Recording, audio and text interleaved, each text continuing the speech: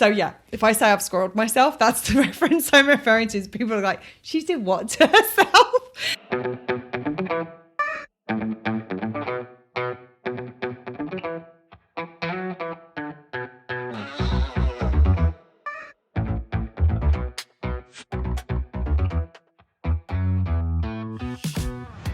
Hello, hello, hello, and welcome to Well Shit. It really is that simple. I'm Claire. And I'm Serena. On this podcast, we help you to understand about your 12 universal needs, why they are currently not being well met, how to meet them in ways that work for you, and how to consistently do so in quick, easy, and simple ways that fit seamlessly into your life. We'll also help you to understand how doing so will have a positive ripple effect in literally every area of your life. If you like what you hear, sign up for more support with meeting your needs with your weekly Universal Needs notes at theuniversalneeds.com. And enjoy the show. Hello, hello, hello. Hey, everyone. So, how are we doing today? We are doing good today. How are you doing? I'm great. I have a beautiful mango tree in the backyard of where I'm staying right now. And I have mangoes on top of mangoes on top of mangoes. It's actually an obscene amount of mangoes. This is like mangoes everywhere. Every time I see some, I'm like, do you like mango? Can I give you some mangoes? And this is like, I've chopped mango in the freezer. I have mango popsicles in the freezer, which are amazing. Mm-hmm. The mango with lime juice, lime zest, and a bit of mint. Oh my God. So good. So good. And I have a jug of puree ready to top up when I take the popsicles out. And I still have a fridge full. And I've got 2 bags on the side. I think the other day I was actually chatting to a friend about Kitty on the phone. And as I was preparing my mangoes to go in the freezer, or some of them, and I counted that day, I think I had 74 mangoes just at that point. And I've literally gathered probably 4 massive bags full since that point. So, yeah, it's mango central over here. Yeah, mango season. And it's kind of funny because we like chomp at the bit the entire time. We're like, ooh, they're green. When are they going to drop? And then they drop all over the island. Everybody has so many mangoes. And then we can't, like, it's like 3 months where it's like mango fatigue. It's like you almost get sick of mangoes by the end of it. And then all of a sudden they're gone. And you're like, oh, but mangoes. That's what I'm like. Mangoes are one of my favorite fruits. And I'm like, I should be excited about the amount of mangoes I have, but I cannot eat them at the rate they're dropping. So yes, it's all good fun. So it's a good problem to have. I mean, yeah, quality, what we call a quality problem to have. Is it a quality problem or a quantity problem? Just saying. I think it's probably both. Oh my goodness. Anyway, today I'm really excited because today we are recording our mango episode. Episode. You're so excited, aren't you? It's actually Mango Festival on the island. I saw that. It was so funny. I was like, I went to the hardware store yesterday and I saw a sign up on the like bulletin board, which reminds me, we need to drop one down there for the fundraiser that we're helping with. Something for us to remember later today. But I saw the Mango Festival. Literally, I pointed to it and I was like, I have that in my kitchen right now. I don't need to go to a mango festival. We should stand on the side of the road during Mango Festival and hand out mangoes. Oh my God, I love that idea. I love that idea. From Queer Keys. Yes. Well, you heard it here first. Right. And actually, by the time you hear it, it will have happened. Yeah. It's one of the challenges when you record podcasts before you actually share them rather than doing them live. Although, hopefully, by the time you're listening to this, our first pop-up podcast will have already aired, which is our live episodes that we're going to be doing every now and again, just sporadically, to talk about things that are kind of happening in the either in the media or in the the world. In the world. Yeah, out there in the world. Or things like, or maybe we'll put a needs lens on some popular TV shows or movies and just kind of explain. Because I think that when you do that, when you get to see these things that we really relate to through that needs lens, it's like, oh, that's what this needs stuff is all about. Well, and I also see it leading to just adventures with Claire and Serena, which is part of meeting our needs. Part of our what we do to meet our needs is we go out and we have adventures and we stand on the side of the road and hand out mangoes or something. I mean, we don't yet, but we will. We will very soon. But I could see those being pop-up podcasts too, like come along on an adventure. Oh my God, I love that idea. I love that idea. Anyway, today I am excited not for any of those things. I mean, I'm obviously excited about those too, but I am excited because today is the first episode that we are sharing in our self-worth series, because self-worth is, as somebody who has done, it was interesting, just a couple of days ago, it was the 7-year anniversary. It was my 7-year needs anniversary. So it was the 7-year anniversary of the very first day I did my very first needs practice. I'd been developing the needs work before that point, but it was like, oh my goodness, 7 years. That's amazing. And I would say that in all of that time of working with people on their needs, self-worth is one of the most undermet needs, which links to our value need. It's one of the needs that is most chronically unmet and most severely unmet in our culture and in our society. So I'm really excited that we're sharing about self-worth over these next few episodes. And today we're going to be talking about the difference between self-worth and confidence, because sometimes people think they're the same thing and they're really not. They really are not. And we both pretty much had the same experience with self-worth and confidence, through our lives and just on this journey of adulthood. Yes. So we're each going to share parts of it, but what we're sharing actually applies to both of us. Right. So there's not many instances where Claire and I have had conversations about this where it's like, oh, that's just you. It's like, not me. Yeah, I hear you. I feel you. All the things. For myself, I've always described myself as a confident person, even as a child. You would have been described that way by others as well, oh, right? Definitely. People always that was, so she's very confident. Me too. Yep, definitely.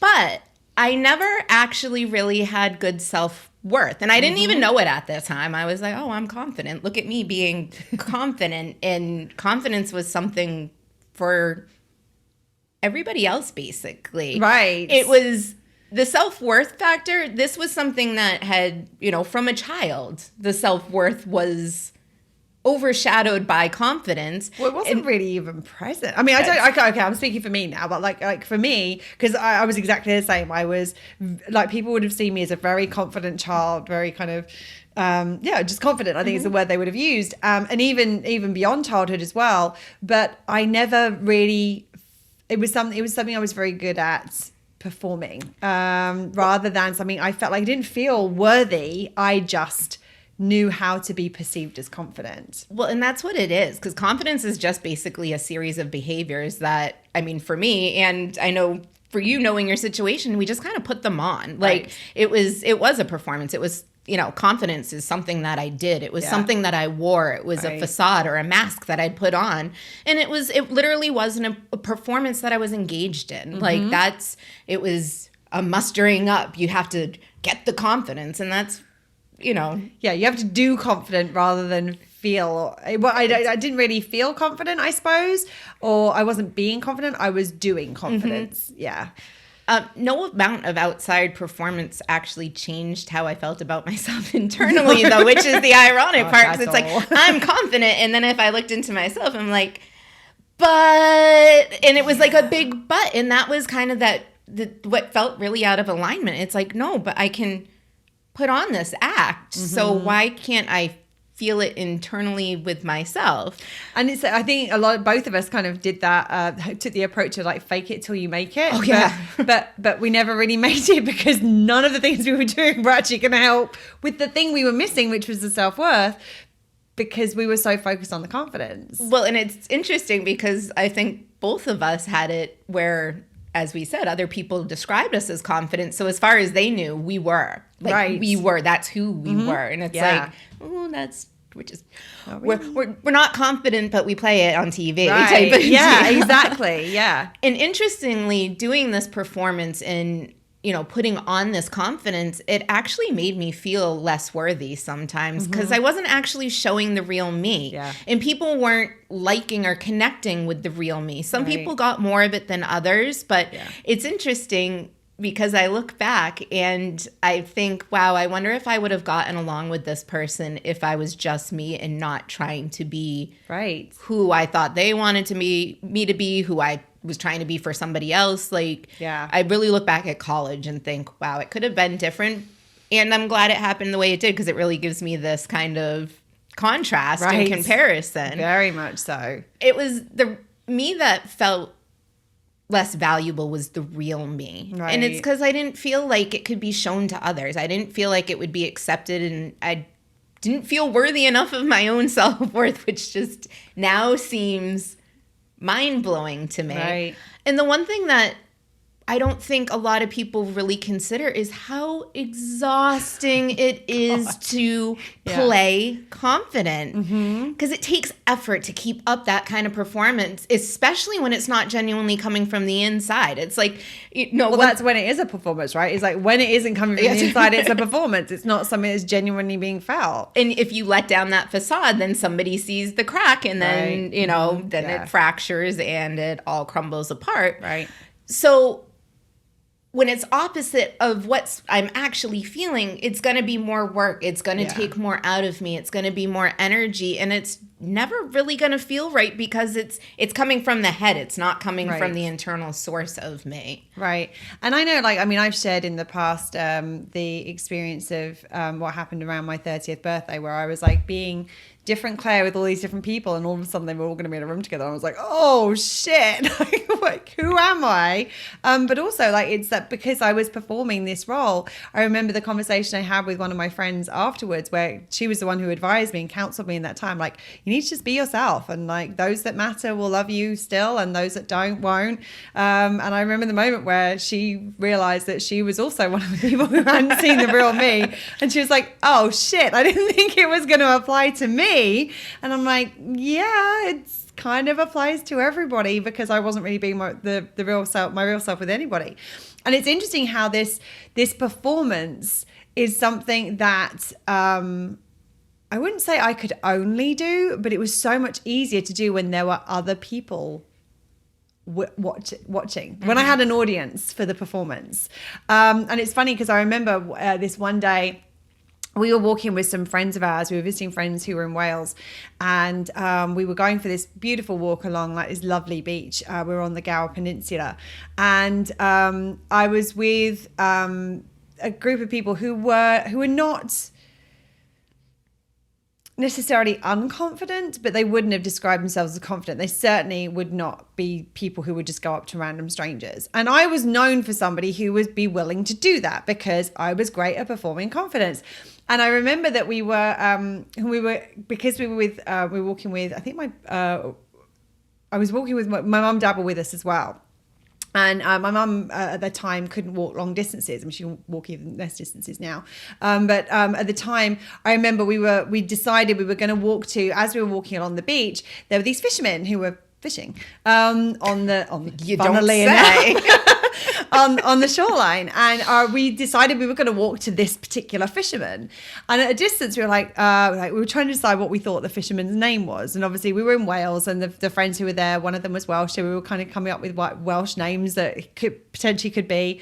I can't even remember what the name we came up with was. And we got to them, I'm like, you know what, I'm going to go ask and find out. And it's so funny because some of the people that I was with thought it was funny and it was entertaining for them. Some of them were like, oh God, she's doing it again. Make her stop.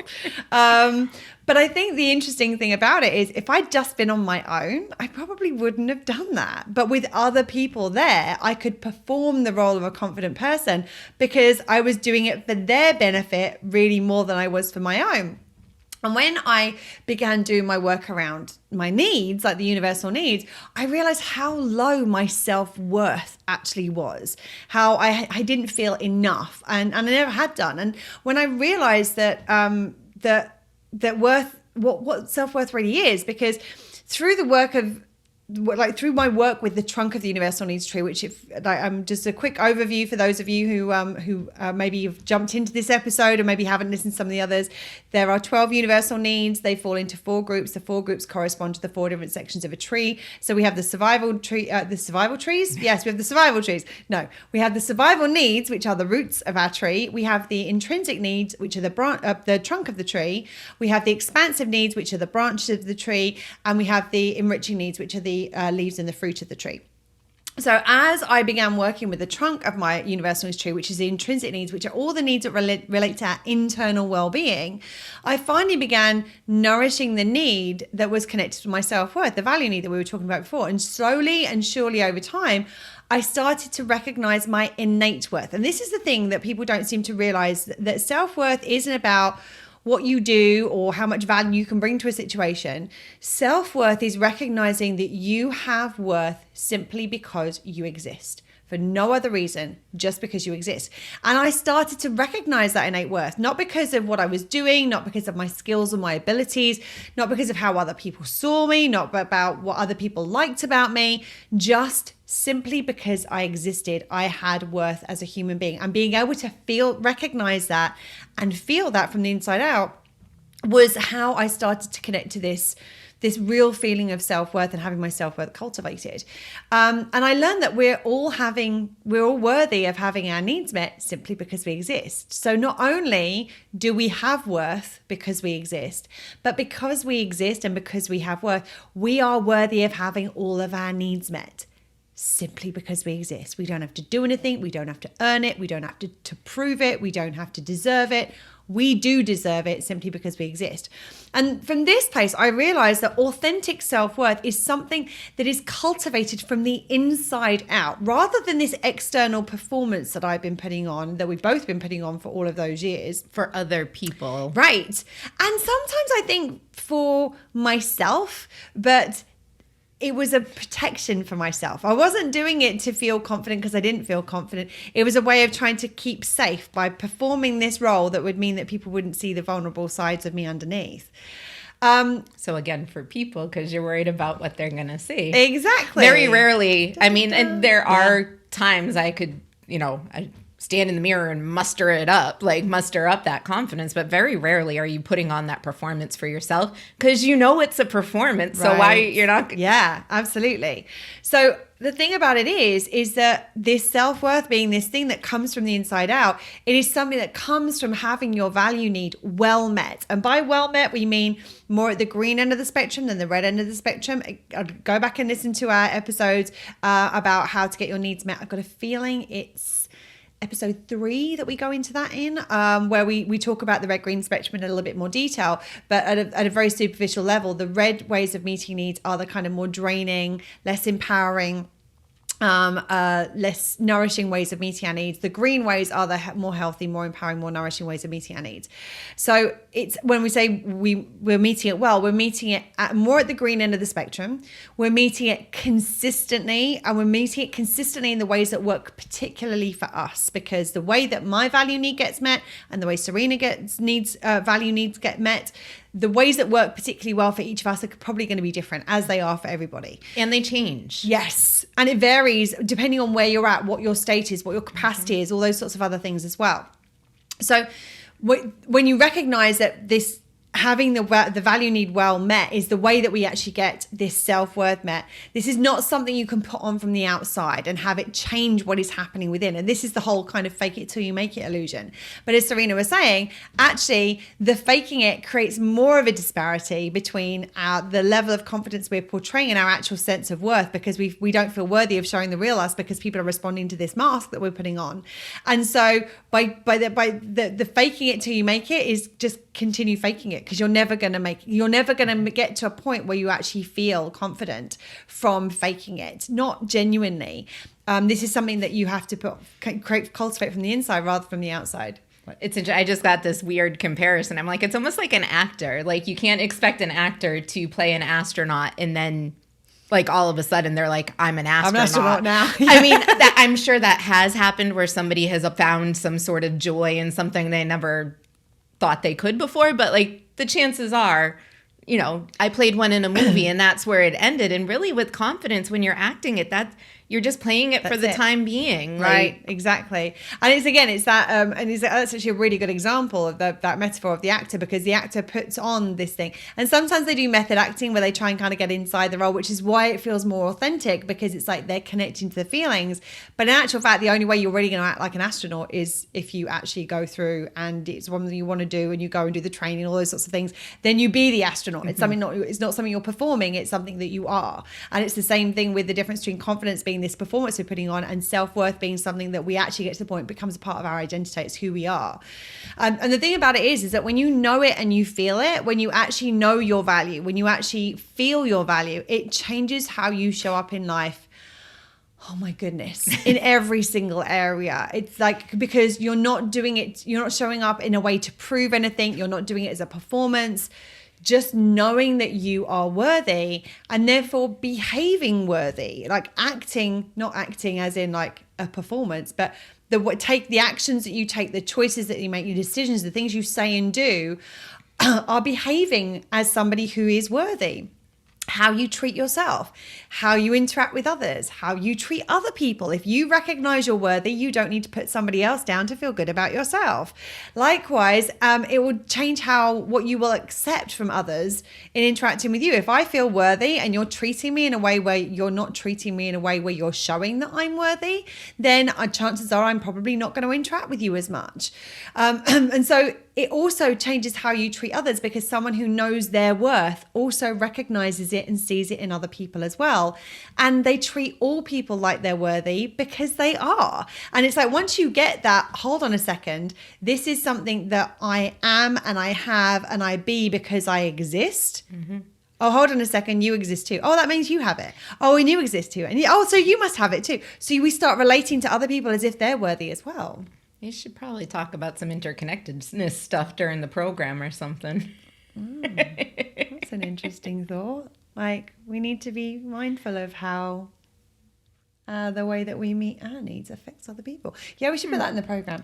If you know, just a little side note. If you haven't listened to any of our previous episodes, we talk about this all the time. I'm just realizing if someone's listening to the first time, like, what are they talking about? Interconnectedness is key. And interconnectedness basically means the way that we choose to meet our needs. If that way has a side consequence of costing other people, it actually compromises our own needs. And if the way that we meet our needs has a side consequence of benefiting others, it actually benefits our own needs as well. And so this is kind of an interesting one, because it's a little bit like chicken and egg, where it's like, actually, if I was showing up with other people from an interconnectedness place, I would show up in a way that recognizes that they're worthy, and therefore I would feel like there's that kind of thing. But there's also that, actually, when you recognize that you're worthy and you see everybody else as worthy, you treat them like they're worthy, which then meets your needs better, which means that you want to show up in a more way that's more in alignment with interconnectedness. So it's like doesn't matter which way you come at it from, it works and it benefits.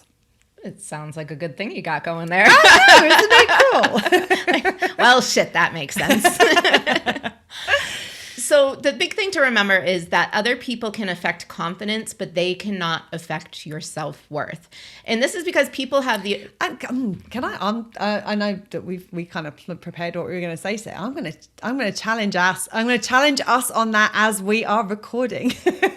In that, what I'm going to say is that people can influence it, as in how people, like, if you are consistently treated poorly by society, by an individual, it can cause you to question whether you are worthy. Like, can cause you to question that relationship you have with your own worth.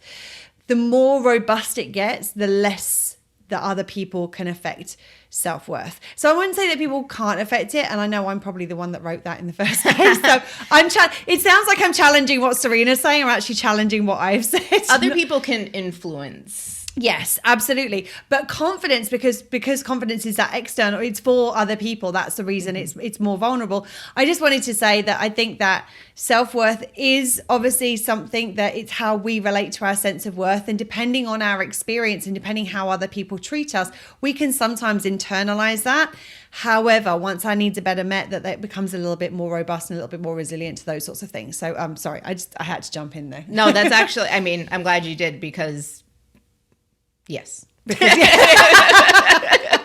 I mean, I could go down a rabbit hole of words, but yes. Cool.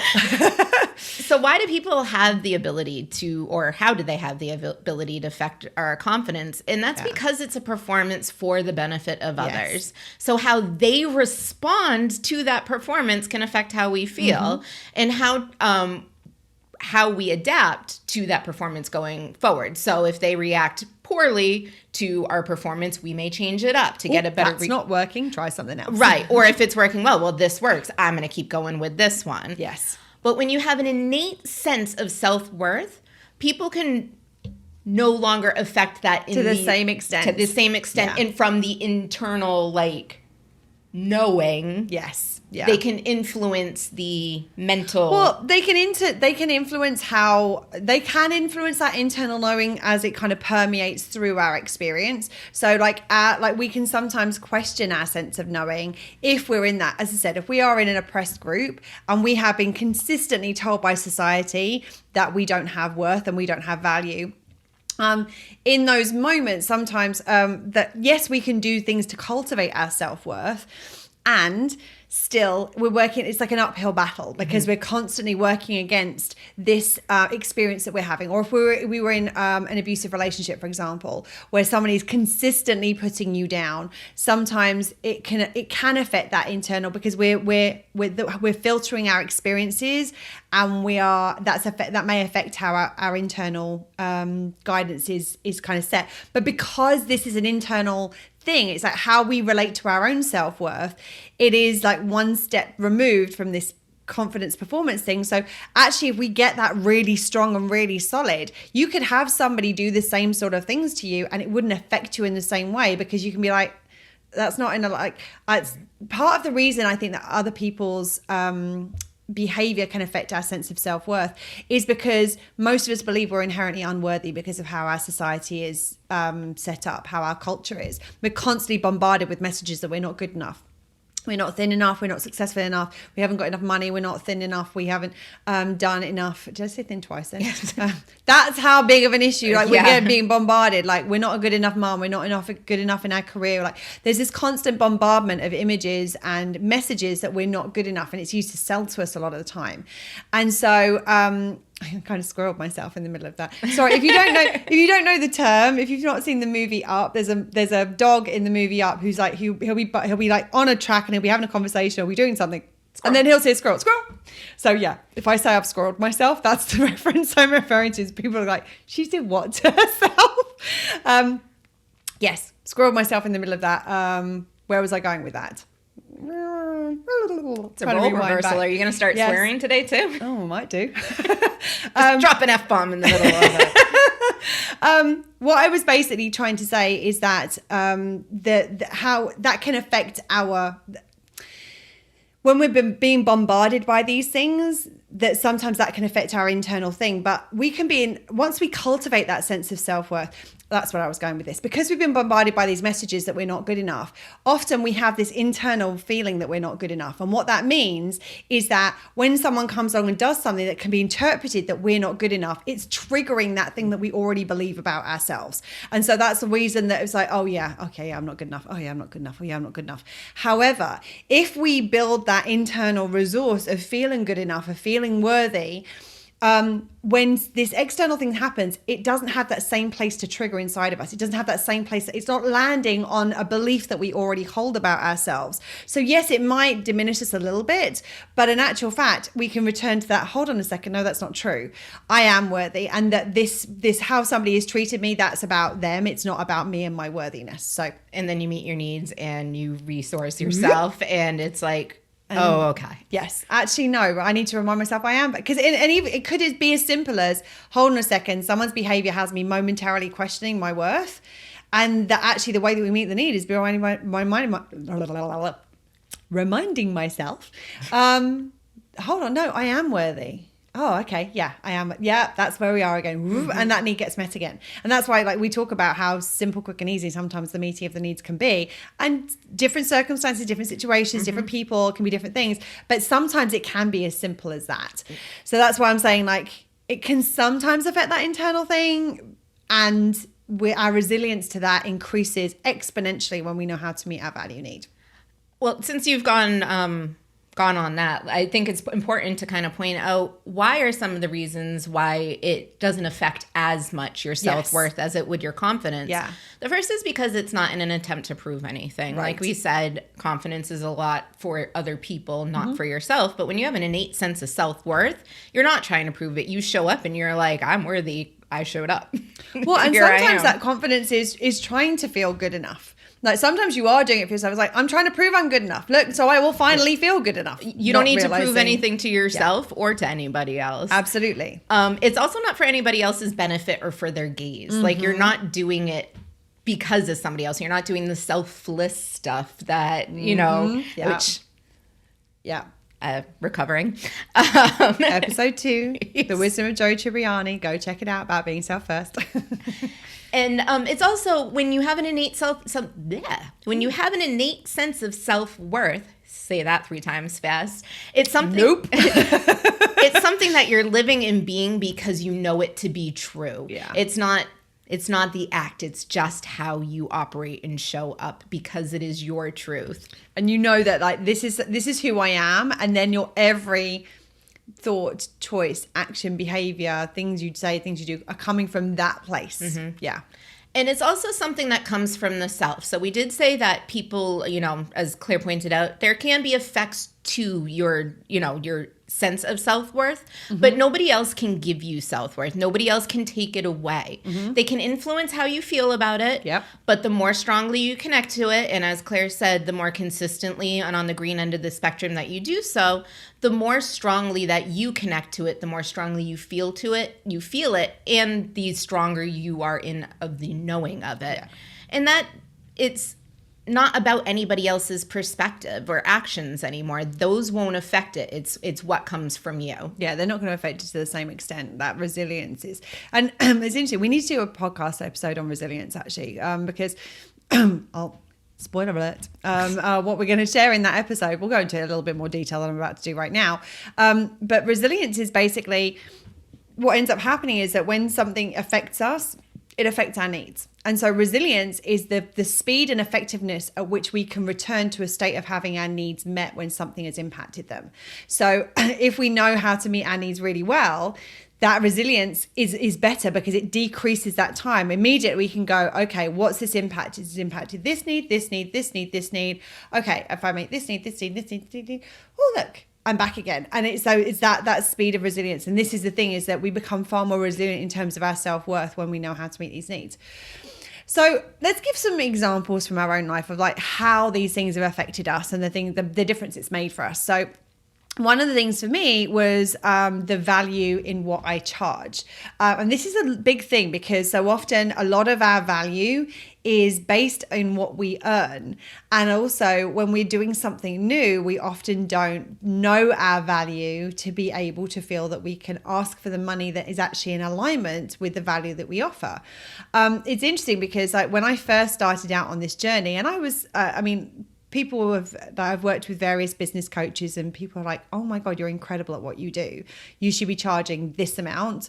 And I'd be like, okay. But I didn't feel worthy of that amount because I didn't recognize my value and I didn't recognize my worth. Difference, just little subtle difference here. My worth is my worth as a human being. My value is what I bring to the table in terms of skills, abilities, and those sorts of things.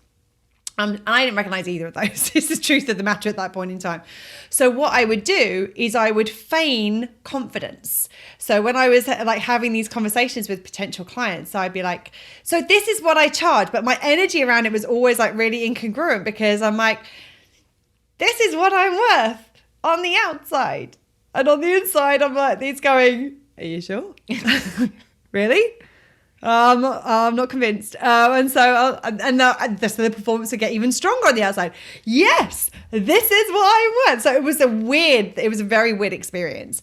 And it's interesting. Now I know, having done this work, one, I know my worth as an innate human being, but I also know my value. And I know that in some respects, when you're working with me one-to-one, it is more expensive than working with some other people. I totally recognize that.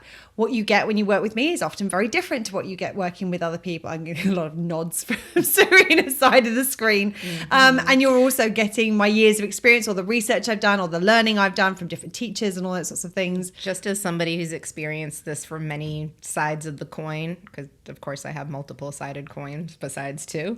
Awesome. I want some of those coins. But I mean, it's price. This sounds so fucking cheesy right now coming out of my mouth, but it really is priceless. And, you know, when I first started doing the work, I paid Claire, and it's like, oh, okay. And this point, we weren't business partners, but we were at that point, you know, very, very close friends. And it's like, after I went through the program and did the one-on-one and had seen it through the group style and the one-on-one, I'm like, oh, like $1 million more. Now I'd be like, yep, whatever it costs. Yeah. But well, the interesting thing is, while we're talking about this, I remember having a conversation with you about the fact that this wasn't your first time. Like when you worked with me, it wasn't your first time having experience working with somebody as a professional to help you with various things. Because you'd done some therapy before, right? Yeah. Like, and you said to me, like, I can't remember how many years you'd said, like, it was like 10 years or something. And I mean, multiple different people you'd worked with over that period of time as well, right? Right. And I mean, I've had some great people that I've worked with, but the amount of breakthroughs or those really like nuggets that are like, oh, that's kind of game changing for me, I can count on one hand from 10 years of therapy. From, I mean, a single conversation of us talking back and forth, I take something like, well, shit. And through that, through my self-worth, I gained my own, like, I cultivated my own self-value. And now it's like, I'm worthy as a human. I'm valuable as all of these other things because I bring all this stuff to the table. And well, the interesting thing is also that you're worthy of that. I think that was one of the things that kind of came from you. And I see this with so many clients. I'm worthy of investing this money in myself, my well-being, my self-worth, all of those things, which was like, I was like, oh, hold on a second. Like this, it brings a whole new different kind of perspective to it. And it's interesting because now I know my worth and now I know my value. My rates are completely in alignment. And in fact, the one thing I keep getting reflected back to me, because normally when people first find out my rates, like, oh, that was more than I thought it was going to be. And then when people go through and work with me and they're like, oh my God, like you don't charge enough for what you do, which is kind of, I mean, obviously it's the way you want it to be. It's the way around you want it to be. Right. But it's funny how like knowing that and seeing that being reflected back is kind of cool. And it's also, especially because I'm also constantly seeking, finding ways to make the work more accessible for those who can't afford to work with me one-on-one, because I don't want this is not some kind of thing that is just for the privileged, and it's not just for the people who have got an abundance of money to spare on their disposable income. That's the reason we're recording this podcast right now. We wanted to make this more accessible to people so that if you can't afford to work with us, great, you can still get some value from it. You can still benefit from it. So it's very interesting seeing that shift between, yes, this is what I'm worth, and actually, this is what I'm worth. And it was interesting. I was talking to a client about this just the other week. I remember having this shift for me around my value. I remember when I first started working with people, I was not just invested in them making progress. I was over invested in them making progress. Like I took personal responsibility, like they must make progress. They must have a breakthrough, because if not, then I failed in my job as a coach. And I remember somebody says to me, and it's really funny because there's somebody who I really, they were a toxic person in my life, and I'm so grateful they're not a part of my life anymore. And I hate the fact that I keep referring back to this, but it's so absolutely poignant and absolutely relevant that I can't help but share it. They said to me, if you bought a book, because that was the thing I was thinking at the time. It's like, if this person doesn't get the breakthrough that they want and they need and that I think they can get, should I give them a refund? That was my question. Like, that should I give them the money back because I haven't given them the value? And they said to me, if you bought a book from an author and it sat on your shelf and they didn't read it and you didn't read it, would they owe you a refund? And I was like, no. I'm like, okay. So say you read the book and you didn't apply any of the things that were in the book, would they owe you a refund? I'm like, no. And that was the point where I realized is that you can still be bringing value. And if people choose to apply it or not to apply it, that is their responsibility. That's where their power lies, is their choice to do it or not do it. And again, that was the point at which I was like, oh, I'm offering value and this is the value of what I offer. And of course, it's my responsibility to communicate it as effectively as possible, to work with them, to try and find the ways that are going to work for them as an individual, which anyone who's worked with me knows that's exactly what I do. It's like, let's see if we can find a way of getting this to work for you, with your life, with your situation, with your challenges right now. And if I do all of that and they don't do the work, if they don't apply it, they don't put it into action in their life, that's not a reflection of my value. And now I know my worth, and now I know my value. And I would have taken that if somebody hadn't got the results I wanted them to get, or that they wanted them to get. Not only would it have affected my value, but I would have internalized that to be about my worth, because my worth was tied up in my work. And I believed I was only worthy if I was performing well at work. The truth is I was worthy irrespective. If I sat on the couch all day and did absolutely fuck all for weeks and weeks at a time, I'm still worthy. I might not be bringing value in certain situations, but I'm still worthy. And that's the subtle difference. And the other thing where this has shown up for me is in friendships. Like, I know now what I am worthy of in friendships. Previously, I mean, I've had some really tough experiences with friendships in my life, even as an adult. I mean, I know we all have these challenges when we're children, and as we're growing, or most of us have these challenges as we're growing up. But I've had it in my adult life, like several relationships where very, very close friends have either turned on me or just upped and left, I just in a way that didn't feel incongruent with what I thought the friendship was. And because of that, for a long time in my life, I probably would have done almost anything to accept and accepted almost anything to be liked, to have friends, to feel that people liked me. Now, if someone consistently shows up in a way that doesn't feel in alignment with what I'm worthy of in terms of friendship, they naturally move further away in my orbits. We talked about the relationship orbits in one of our previous episodes. We'll put it in the show notes as to which episode that references if you want to go back and listen to it. But naturally, they just move further out, like they're not as close anymore. And now the key word there is consistently. It's not somebody makes a mistake or has a bad day and then you're like, oh, you're out. I mean, oh, fuck right off with you. That's it. I'm done. That's not what we're talking about here. What we're talking about here is if somebody is consistently showing up in a way that is not showing what I am worthy of as a friend, then naturally, interestingly enough, it's not even a conscious choice. Like, I don't go, you haven't behaved as a good friend or the kind of friend that I want to be friends with. I'm going to move you back in the orbits. Naturally, they're going to move further away, because you're not going to prioritize people who aren't prioritizing you once you recognize your value and worth.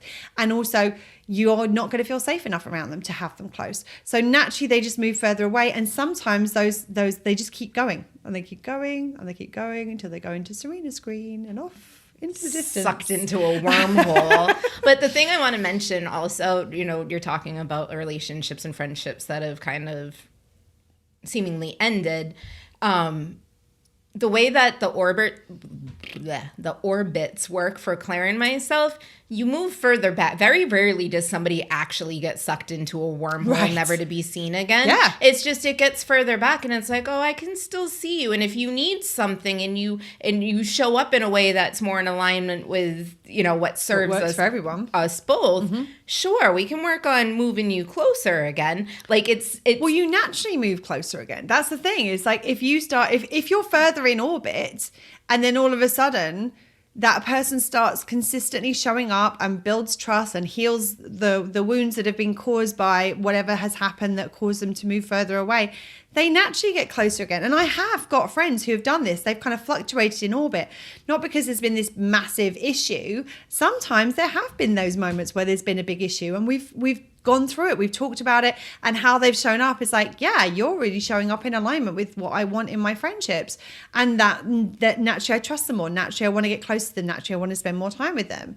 But that's how, like, it happens very naturally that if you show up, but the key to all of this is you have to know what you're worthy of in order that this orbits thing really works. Because the second that somebody does something which is not really in alignment with what you're worthy of, that's where internally there's a part of you that goes, yeah, okay, you're a little bit less of a priority now.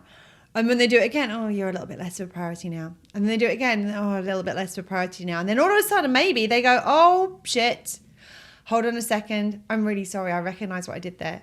oh, and like, let me apologize for it. Let me make amends for it. And all of a sudden they become close again. And so this is the thing. The orbits are a constantly fluctuating thing. But the thing that really makes it work well is you recognizing your value, and that being the thing that is going to affect how close or farther away somebody is. For me, confidence, I've had the same situations that Claire has had.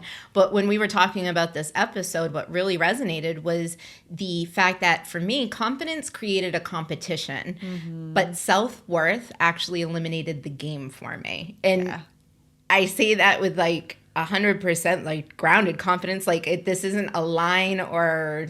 I love that you use the word confidence then. Yeah, it isn't a pitch. It really is that confidence was a game. It's not a nice sales tag or like... I mean, because it does. It sounds kind of catchy. Sounds like a tagline. Yeah, but it really did eliminate it. Because before I was cultivating my self-worth, I was performing with confidence. I was trying to continually prove myself.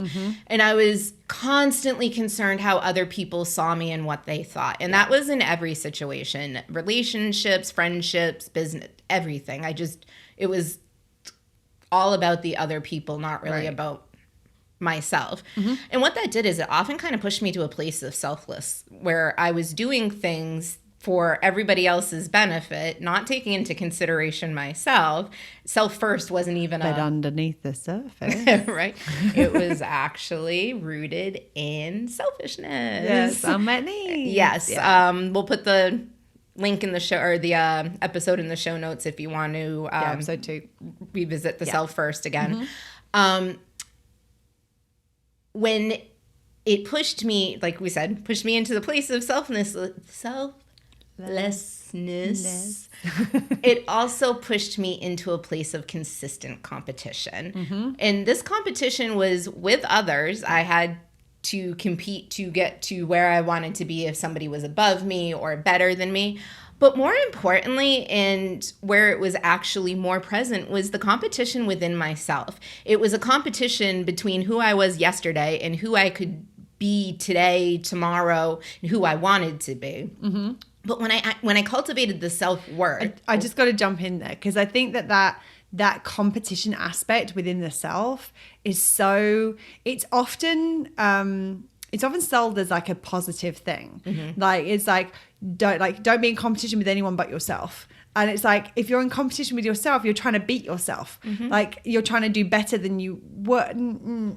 Just the energy around it just feels tense, and it's kind of destructive. Rather than recognizing that it's possible to... But I think a lot of people are like, oh, if we're not in competition, we're not moving, we're not making progress and everything. You can want to grow without being in competition with yourself. You can create and not compete. And cultivate. You can create more of what you want without it being that what was there yesterday wasn't good enough. Because I think what it does is it feeds that feeling of not good enough, which undermines your self-worth. Like, we're creating that same thing, more of that same dynamic. And when I created my self-worth and cultivated it, I knew what my worth was. Once I started to cultivate that, it was kind of hard for me. Like, when I wasn't in alignment with my own knowing, it felt even more like, oh, that really doesn't feel good. Where before I would have been like, oh, all right, let's just go along and do it because this is what I've always done. It was the knowing I still did my job well, but I did it because I knew I could and because I wanted to, not because I had to, not because I needed to do it better, not because I needed to prove anything. It wasn't done because of it wasn't done because of how anybody saw me, what anybody would think of me. It was done for me. I showed up because I wanted to show up. And it eliminated the need for the competition game completely, because I was meeting my needs in a red spectrum way with that competition, trying to meet my value need. And it was a kind of like a hamster wheel of red spectrum, because once you're in that red spectrum, it's like, okay, well, you usually end up meeting, when you meet one need in a red spectrum way and there's other needs that connect to it, you tend to throw in more red spectrum ways to meet it, because you're just kind of on that path. It's really hard to meet one thing in a red spectrum way and simultaneously meet something in a green spectrum way. Very much so. Once I cultivated my self-worth, I actually knew my worth. I still did my job well, and I did it because I knew I could and because I wanted to, not because of what anybody else would think of me or how they saw me. So it actually eliminated the need for the competition game completely. And I will say, like, I needed that. It was meeting my needs in a red spectrum way consistently to be in that competition. Right, absolutely. And it was funny because as you were like, I remember you saying once before that it's, if you, what you were finding was that almost all of your needs were being met in a red spectrum way, because it's really difficult to meet one thing in the red spectrum and then another thing in the green spectrum. Like it all kind of, it all shifted in that direction, much as my pop shield shifted in that direction as I made the movement. Yeah, because it's not in alignment to be like, all right, well, I'm gonna meet my security need in a green spectrum way simultaneously with meeting my value need in a red spectrum way. It just doesn't and work. because the needs tend to, it's very rare that someone's like, oh, I'm doing this thing that meets this one need and it doesn't affect any of the others. A lot of the needs interplay with each other. So it's like, it's very rare for you to be able to do that. They don't sit in isolation. They're not in nice little boxes where you can go, okay, I'm going to do this one over here and this one over here and this one over here. So like if I do this in this way, it's not going to affect this one. Like they all are going to connect and interact with each other. And as kind of complicated as that sounds, it's, you know, it's actually the better thing that they're all connected, because we talk about in the program, the ding, ding, dings. Yeah. It's awesome when you can be set out to meet your need for, you know, one need, and then all of a sudden you're like, ooh, and it met that one, ooh, and that one, and that one. And it's like, ding, ding, ding, ding, ding. One thing, so many dings. Yeah, absolutely. So cultivating my self-worth was, I wasn't doing things to be liked or accepted anymore.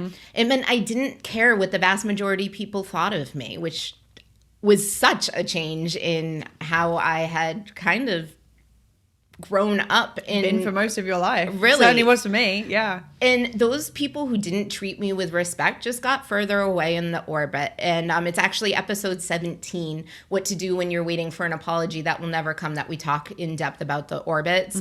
A great episode to watch just to kind of get the relation of what we're talking about. But right. I can almost assure you, you'll be able to apply it to your own relationships. The only thing that mattered once I cultivated this self-worth was that the people I chose to be in close relationship with still loved and respected me, and vice versa. Right. So it was about me accepting me and the people around me, because they naturally moved in and out of orbit. Those were the people I was choosing to be around. Because they're the people who also saw your worth. Yes. And wanted to treat you as if you were worthy as well. Such a profound concept. This is so easy. It's so simple. What's the podcast called again? I've forgotten. Well, shit. It really is that simple. It's just so funny. I'm like, wow, this is so common sense. Well, yeah, that's why we're doing this. That's why we called it this. I actually have an example that was kind of a life-changing example for me that really just solidified the whole self-worth piece for me personally. And it showed me what having true self-worth was, and what it gave me was the assurance to know that I had the right to ask for what I wanted and needed. And in specifically my role in my other work, I deserved to get these things. So we went through the process. We did a deep dive into self-worth and my self-worth, and really kind of going through figuring out where the societal cultivations came from, what it was. Where had you been getting your value need met, and where it had been compromised, and how do we heal that and restore your value need and your sense of self-worth along with it. Yeah. And I think a lot of people can relate to being in a kind of corporate type of situation where it's like you don't necessarily feel you have the voice to be able to speak up, or there's a lot of things that you're responsible for and you don't necessarily feel equipped to properly, do your job. And also to ask for what you're worthy of. Like a lot of people, even if you know your worth, like within the context of that environment, sometimes it doesn't feel safe to ask for what you're worth. Luckily for me, I was in a place to feel safe, and the self-worth, the cultivating of my own self-worth actually gave me an additional layer of feeling safe, because I knew I knew what was right within myself. Mm-hmm. I actually went in after this conversation. I asked for a fairly significant salary increase. Mm-hmm. I asked for additional support in the form of another member being added to our team. And I asked for additional resources. And lo and behold, I got them. Got every single one of them. I'll never forget the conversation we had when you came back and you were like, oh my God, it works. Like all of them. I got everything that I asked for. And I actually feel like I could, if I felt like I needed anything else, I could go and ask for that as well. And I would get it as well because I know my worth. And they know they're now talking to somebody who knows their worth. Mm-hmm. And because none of this stuff wasn't unreasonable. The raise was like, okay, this is what, industry standards is. This is how my work has changed since we first discussed this. It was all legitimate stuff. I wasn't like, oh yeah, I need a napping chair in the office. I know my value now. Give me a 5-week vacation with all expensive trip to Dubai or whatever. Like, right. It was reasonable. Yeah. And then from then on, it was like, I'm going to ask for what I need. I'm going to ask for what I want. And if the answer is no, okay. Mm-hmm. Maybe there's an adjustment, a tweak. Maybe it's just no. But it doesn't change the fact, like me just even asking is cultivating my self-worth because it's like, I know that this is a legitimate thing. I know I'm worthy enough to ask this. Mm-hmm. I'm going to ask because that's the first step in getting what you need is asking. Well, the first step in getting what you need is giving it to yourself. The second step is in the situations where you are unable to give it to yourself, like, for example, in a working environment where you don't have the power to maybe do that. Raise, just going around giving yourself raises because you feel. Yeah. I feel like I need a raise. I'm going to give myself a raise. Yes. Awesome. Congratulations to me. I mean, that would be cool. But yeah, and the thing about it is it was recognizing your self-worth.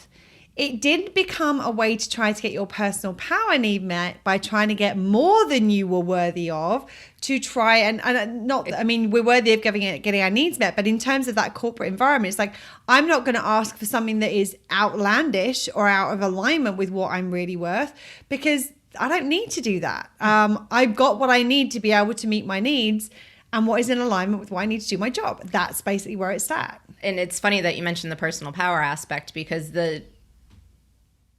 cultivating the self-worth aspect actually met my personal power need because I was no longer in competition trying to take and compete for power that doesn't even exist. Right. It's like, no, just I know I come in, I know I do my job, I know I do my job well, and it changed the choices that you were making, which is one of the greenest ways to meet your personal power need is to make conscious choices that serve you in moving in the direction that you want to go in. And I realized even in a corporate setting and situation, I could still create. I could create what I needed, what I wanted. Yeah. And I could make it work for myself. I could make it work for the business. It benefited everybody. Yeah. It really did. And I still can't believe, I still remember that feeling coming back. I'm like, oh, holy fucking shit, it worked. And normally it worked with some sort of derived plan or I don't want to say. I've manipulated the situation to get what I wanted rather than actually I've known my worth. I've asked for what I'm worthy of and asking for what I'm worthy of and knowing what I'm worthy of. It was clean. I got. Well, yeah, it was clean. Yes. And that's something that I hadn't necessarily experienced in corporate, in business, because there was always like a layer of manipulation or meeting my needs, or it wasn't just, no, this is factual in my life. Yeah. If you don't agree, then maybe this is the time where we both need to reconsider. Right, absolutely. And I was in a position where I did realize like that was an option for me. And I do want to say I do understand there's privilege in that and that not everybody does have that option. Yes. But that just even that self-cultivating changed everything. Even if I hadn't gone the extra step and asked for these things. And it's interesting you say that, because I think that's part of the reason for the Great Resignation. It's part of the reason for the labor crisis right now, is even people who are in service jobs who haven't been historically in a position where they've been able to afford to do this. And I don't know how people are managing it. It's interesting. Would be interesting to kind of do some research into, like, how are people who have left these kinds of positions been able to leave their positions and still be able to live and pay their bills and all those sorts of things. But it's interesting how people who are in those positions have started leaving their jobs in droves, because they realize they are worthy of better than having their needs. It's not even that they realize they're worthy of having their needs met at work. I don't think many people actually are recognizing that. But what they realize is that they are not necessarily, this is not necessarily the conscious thought they're having, but they realize they're worthy of not being in a position which compromises their needs consistently across the board. They're not going, that's not meeting my universal needs, so I'm going to head out the door right now. I mean, they might be saying that. If they are, hello, because you're obviously listening to the podcast. Right. Drop us a line if that's you. We want to speak. Absolutely. But I think most of them are like, I'm not going to do this anymore. This is ridiculous. This is negatively impacting me and my life. Negatively impacting them and their needs, negatively impacting me in my life. I'm not doing this anymore. And that's the reason people are leaving. And that's what a lot of people haven't realized in terms of the Great Resignation and the labor crisis, is it's being caused by people recognizing that they are worthy of more than having these jobs and positions which are burning them out, burning the candle at both ends, expecting too much, under-resourced, under-supported, mismanaged, often managed in sometimes very abusive ways. And they're going, no, enough. And that no, enough is a teeny little bit of that, oh, hold on, I'm worth more than this. And that is the fact that little seed is in so many people right now gives me so much hope. Because all of a sudden people are going to start demanding more for themselves. And it's the reason the minimum wage has been going up in different places. Still not a living wage most places, just saying. That needs to be addressed. And it's still going up. It's interesting that I remember seeing things about saying, like, people were arguing about a $15 minimum wage however many years ago. It wasn't that long ago. It wasn't that long ago. But now they're hitting it. But now that's not minimum wage, because that's not a living wage anymore. Like at one point it would have been, and now it's not. So we have to move with the times. We have to make sure that we're treating people in a way that is going to make sure their needs aren't compromised. And people are starting to recognize, actually, if you are doing that, I'm out of here. So it's interesting that more people are doing that. And instead, it gives me hope that people are starting to get that actually this capitalistic society in which people are resources just to be burned out and not to be supported is not how this is. It's not sustainable, not for the long term. Or to be commercialized, because I think that's a lot of it too. Like, you aren't worthy, hereby this to make you more worthy. Right, absolutely. It's like, no, I don't need that stuff. What I need is peace of mind. Yes. And to, can't buy that. And to not be exhausted all the time. So yeah, it's interesting. And this is how, I'm getting very excited, obviously you can tell. But it's like just seeing how that is playing out. And you can see how this one need has this, is relevant, is playing into all of these different situations. Ripple effect. And also how it's like the spider's web, like there's the need in the middle, and like, oh, look, it relates to this in business, it relates to this in friendship, it relates to this in careers, it relates to this in terms of our like how are we living, and how, like, what are we willing to accept and what we're not willing to accept. And it's true with so many of the needs. And when we start to understand this, like, oh, that's why this is so important. And more importantly, here's how I can do this. Here's how I can cultivate this need for myself, so that no longer does my low value need end up costing me and compromising me in all these different areas. We have run so far over what we normally set out to do. So I think I'll take the opportunity to end this one today. We do have 2 more coming up in this series, so stay tuned. Lot more great information. Anything else you want to add today? Look at this. I love this little role reversal. Oh. I'm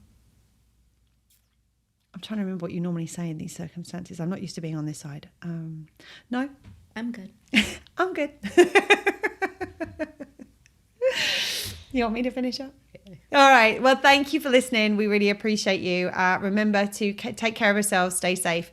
And remember, between now and next time, to keep meeting your needs. Lots of love. Bye, friends. That's it for today. If you like what you heard, and would like to see some of Serena's awesome facial expressions, check out the video podcast on YouTube. And remember, you are worthy simply because you exist. Well, shit. It really is that simple.